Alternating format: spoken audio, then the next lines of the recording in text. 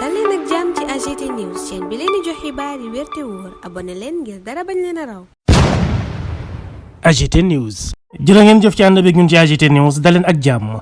chamboulement am na ci conseil supérieur de la magistrature maanaam bëri na ci ay juges yoo xam ne ëbal nañu leen yóbbu leen feneen am ci nag ñenn ñoo xam ne ràññee woon nañu leen lool la. ki nga xam ne moo di juge Sabassy Faye nekkoon président du tribunal d'instance de Ziguinchor moom moomee nommé nañ ko mu doon président bu grande instance bu tribunal bu Fatick. monsieur Sabassy Faye précédemment président du tribunal d'instance de Ziguinchor est nommé président du tribunal de grande instance de Fatick. ki nga xam ni moo di Mamadou Seck nekkoon juge tribunal bu grande instance hors classe bu Dakar moom moomee nommé nañ ko mu doon avocat général près de la cour d'appel bu Tambacounda. monsieur Mamadou Seck précédemment juge au tribunal de grande instance hors classe de Dakar est nommé avocat général près la cour d'appel de Tambacounda. ki fi nekkoon doyen des juges d'instruction bu tribunal de grande instance hors classe bu Dakar di Oumar Maham Diallo nommé nañu ko mu doon président chambre à la cour d'appel bu Tambacounda. monsieur Omar Maham Diallo précédemment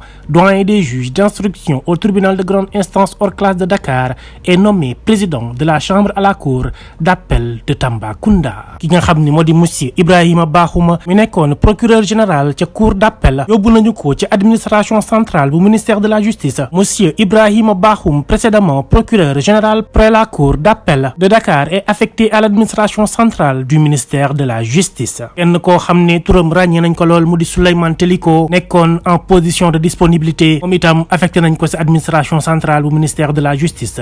monsieur Souleymane Teliko précédemment en position de disponibilité est affecté à l'administration centrale du ministère de la justice. keneen itam koo xam ni turam ràññee nañ ko lool di Ousmane Racine Thion nekkoon président bu tribunal d'instance hors classe bu Dakar moom lañ nommé mu doon président bu tribunal grande instance bu Mbour.